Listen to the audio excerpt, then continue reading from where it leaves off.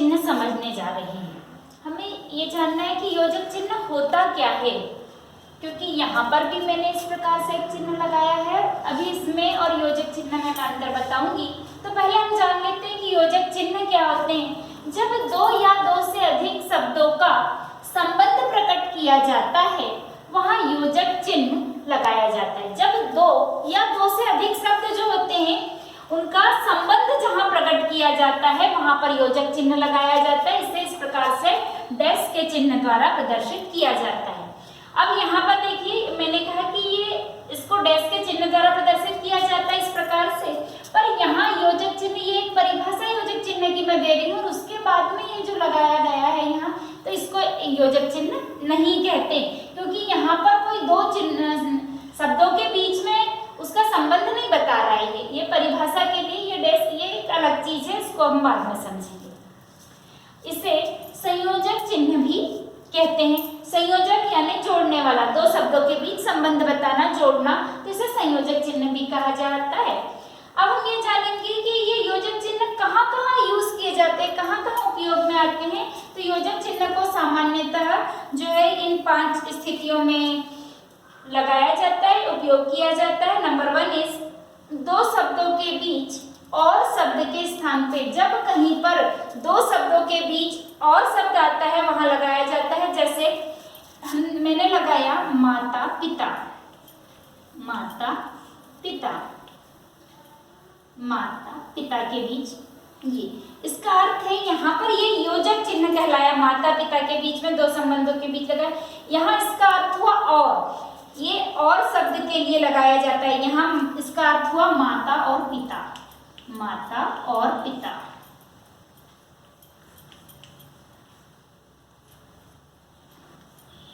इस प्रकार जहां और शब्द लगना है उसकी जगह पर योजक चिन्ह लगाया जाता है। जैसे हम यहाँ पर एक और लिख सकते हैं, भाई बहन, भाई बहन।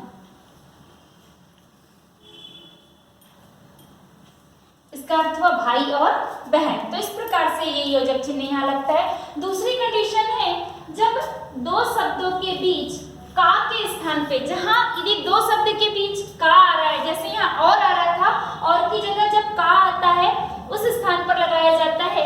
जैसे राज, राज योजक चिन्ह गृह,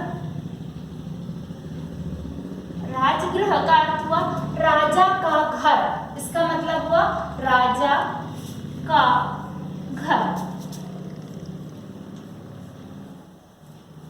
यहाँ पे का की जगह हमने ये योजक चिन्ह लगाया है। इसी प्रकार हम एक लिख सकते हैं, राधा निवास।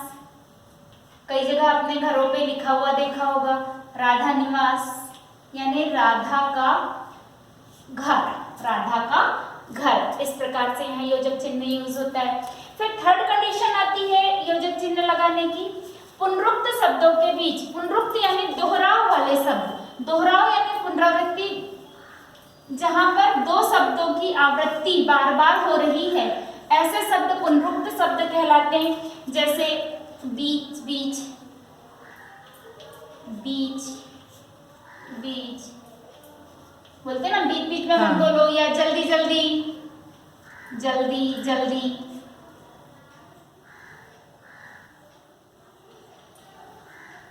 बार बार। तो ये दो शब्दों की आवृत्ति हो रही है, बार बार दोहराव हो रहा है, तो उनके बीच भी योजक चिन्ह लगाया जाता है।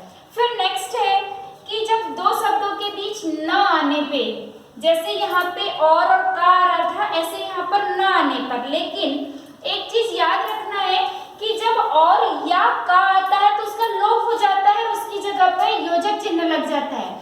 लेकिन जब न आता है तो न पूरा लगता है और उसके दोनों ओर योजक चिन्ह आते हैं। जैसे कोई न कोई, कोई न कोई, तो यहाँ पर न के दोनों ओर योजक चिन्ह लगाना पड़ता है। कोई न कोई, कोई ना कोई दिन ऐसा आएगा जब कोरोना समाप्त हो जाएगा। तो इस प्रकार का सेंटेंस जब बन रहा है तो कोई ना कोई के बीच में यहाँ पर हमको योजक चिन्ह लगाना पड़ता है। या इसी प्रकार से रहे ना रहे, रहे न रहे, जैसे हम रहे न रहे, वतन हमारा सलामत रहे, तो यहाँ रहे न रहे के बीच तो न के दोनों ओर योजक चिन्ह प्रयुक्त होता है, यहाँ पर न का विलोप नहीं। फिर पांचवी स्थिति आती है कि तुलना के लिए जब किसी चीज से तुलना की जाती है वहां पर सी, सा, सी, से शब्द आते हैं तुलना करते समय, तो वहां पर इसका प्रयोग किया जाता है। जैसे फूल सी, फूल सी, कोई नन्ही मुन्नी छोटी सी बच्ची है, बोलते कितनी फूल सी बच्ची है, कैसे लोगों ने झाड़ियों में डाल दिया, तो फूल सी यानी उसकी तुलना कैसे की, कैसे की है, यहाँ तुलना की जा रही है कि फूल के समान नाजुक, कोमल, या आपने ऐसा एक गाने में सुना होगा, ये तो बहुत जल्दी याद आ जाएगा आपको, फूलों सा चेहरा तेरा, तो फूलों सा यहाँ पे फूलों के समान चेहरा, किसी एक स्पेशल फूल नहीं, फूलों सा चेहरा तेरा, तो चेहरे की तुलना जो है फूल से की गई है। या से कमल से नयन यानी कमल के समान आंखें, तो इस प्रकार तुलना जब आती है तब भी यहाँ पर योजक चिन्ह का प्रयोग किया जाता है। तो इस प्रकार आज हमने ये योजक चिन्ह समझे, और अब इनके जो क्वेश्चन आंसर इससे रिलेटेड वाले जो हैं ये हम PDF में देखेंगे। जय हिंद, जय भारत।